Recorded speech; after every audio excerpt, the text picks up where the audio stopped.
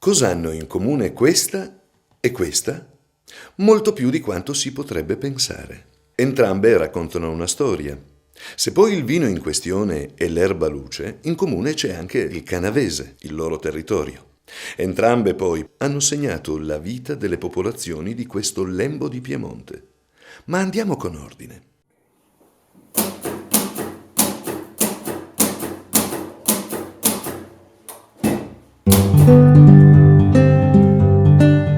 Siamo nel Canavese, abbiamo detto, una regione storico-geografica del Piemonte nord-occidentale, situata tra Torino e la Valle d'Aosta. Il suo capoluogo è Ivrea, l'antica Eporedia, fondata dai Romani sui resti di un villaggio di origine celtica. Si narra che quando le truppe di Augusto sconfissero il popolo dei Salassi, restarono ammirate dalla floridità delle vigne presenti nella zona e festeggiarono la vittoria svuotando le cantine locali. Il Canavese, il cui nome potrebbe derivare dalla canapa un tempo coltivata, è sempre stato un corridoio di comunicazione strategico tra la pianura e i paesi al di là delle montagne. Chi lo controllava aveva in pugno i passi alpini e i traffici che di lì venivano smistati.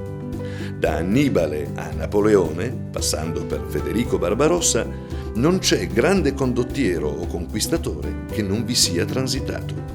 Dopo la dominazione longobarda, intorno all'anno 1000, fiorì la Marca di Ivrea, detta Marca d'Italia, poiché Arduino si fece incoronare sovrano. Per la storiografia romantica fu il primo tentativo di liberare le terre del nord dall'oppressione straniera.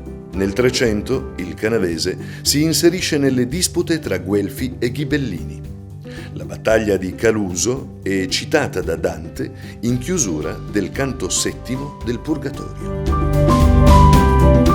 La zona entra quindi nell'orbita dei Savoia e quando c'è di mezzo la Real Casa si parla sempre di vino. Nel 1606 Giovan Battista Croce, gioielliere del duca Carlo Emanuele I, cita per la prima volta un'uva bianca locale, Herba Lus, detta anche Alba Luce, dai grappoli luminosi e sodi. La storia della sua origine si confonde con la leggenda. Il mio nome è Alba Luce e sono una ninfa. Mio padre è il sole, mia madre l'alba. Il loro amore impossibile si è consumato in un giorno di eclisse e così sono nata sulle rive di un lago. Bellissima. Tanto che gli uomini si sono privati di ogni bene per farmene dono. Rimasti senza cibo, hanno svuotato il lago per rendere fertili nuove terre, ma l'onda li ha travolti. Sono morti a causa della mia bellezza e ora piango calde lacrime che cadendo danno origine a tralci rigogliosi dai dolci grappoli. Molto affascinante. Senza nulla togliere alla fiaba, l'erba luce parrebbe avere un'antica parentela greca ed essere giunto in Canavese al seguito delle legioni romane. Carlo Magno ne rimase così ammaliato da diffonderlo in Francia, nella valle del Rodano, al tempo della sua riforma agraria. Per secoli fatica a trovare il proprio spazio nei vigneti, troppo schiacciante la quantità di uve rosse presenti in zona. Soltanto i nobili ne intuiscono le potenzialità, in particolare nella sua versione passita. L'Ottocento segna una svolta. Mentre illustri canavesani danno il proprio contributo al nascente Regno d'Italia, da Costantino Nigra a Giuseppe Giacosa, librettista di Puccini, l'erba luce conosce il suo momento d'oro. Sbanca ai concorsi e alle esposizioni internazionali. Il suo valore è pari o superiore ai grandi château francesi. I migliori ristoranti se lo strappano di mano ed è decisamente il secolo del Sauterne di Caluso. Il Novecento ha un retrogusto di inchiostro e il ticchettio in sottofondo delle telescriventi Olivetti. Il primo colosso informatico della storia ha le radici ben salde nel Canavese e apre una pagina nuova delle sue vicende. I contadini diventano operai, i vignaioli si tramutano in tecnici. Per l'agricoltura non è un periodo facile, ma è sbagliato pensare che la fabbrica l'abbia azzerata. Umanista illuminato, prima ancora che brillante imprenditore, Adriano Olivetti sembra mettere in pratica i principi del buon governo, rendendo possibile la convivenza armonica tra città e contado. Il canavese, del resto, è uno scrigno ideale per la viticoltura e il vitigno Erbaluce la sua gemma. Tutto nasce dal ghiaccio tanto tempo fa. La calotta alpina, figlia della tettonica a placche, per milioni di anni alterna epoche miti a glaciazioni. L'ultima di queste lascia un segno impressionante. Dopo essersi allungato per 120 km nell'attuale pianura padana, il ghiacciaio balteo maestosamente si ritira, lasciando al suo posto una sensazionale impronta, l'anfiteatro morenico di Ivrea. Un verde cratere di 500 km² dominato dalla famosa Serra, che con i suoi 20 km è la collina rettilinea più lunga d'Europa.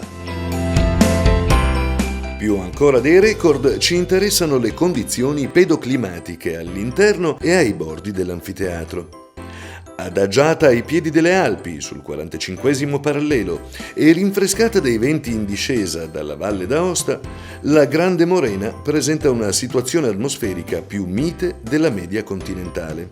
Non è raro trovare piante di olivo, agave e fico d'India. Le piogge sono regolari e ben distribuite. L'origine glaciale fa sì che i terreni siano poveri e per lo più sabbiosi. Non è sabbia qualsiasi, ma ciò che resta del disfacimento della crosta alpina trasportato dall'antico ghiacciaio. In pratica, il canavese poggia sul tetto d'Europa, scivolato a valle 500.000 di anni fa. In un ambiente simile, il dorato vitigno Erbaluce dà il meglio di sé. Trova nel suolo e nel microclima una combinazione ideale per esaltare la sua proverbiale versatilità. Attorno alla versione tradizionale ferma, infatti, ruotano il passito e lo spumante. Se il primo, come abbiamo visto, era già ben noto secoli addietro, il secondo è figlio della tecnica e mette in evidenza la freschezza, la mineralità e l'eleganza del vitigno. L'Erbaluce uno e trino, dunque. E questa la forza che gli consente di sopravvivere negli anni dell'industrializzazione galoppante, quando la viticoltura canavesana mette il software al centro della vigna. Nel 1967, su iniziativa dell'Istituto Agrario Ubertini di Caluso, arriva la denominazione di origine controllata Erbaluce di Caluso per la versione ferma e quella passita, completata nel 1988 con la tipologia spumante. Dall'86 opera il Centro di tutela e valorizzazione del vino DOC di Caluso, diventato 5 anni più tardi il Consorzio di tutela. La consacrazione arriva nel biennio 2009-2010. Prima con la protezione a livello mondiale dell'Erbaluce di Caluso, quindi con il riconoscimento della denominazione di origine controllata e garantita per le 3 versioni: bianco secco, passito e spumante metodo classico, caso unico in Italia. Un territorio di 36 comuni sta scommettendo su di sé per ripartire dopo il lungo riflusso dell'epopea industriale. Paesaggio, storia e tradizioni sono il perno su cui fare nuova leva in chiave culturale e turistica. La viticoltura può essere il gioiello della corona. I numeri sono in crescita. Aziende giovani e realtà storiche, piccoli privati e cooperative lavorano insieme per accendere i riflettori su di un vino che alla luce deve tutto, a iniziare dal proprio nome. Il futuro dell'Erbaluce, dunque, è un'avventura tutta da scrivere.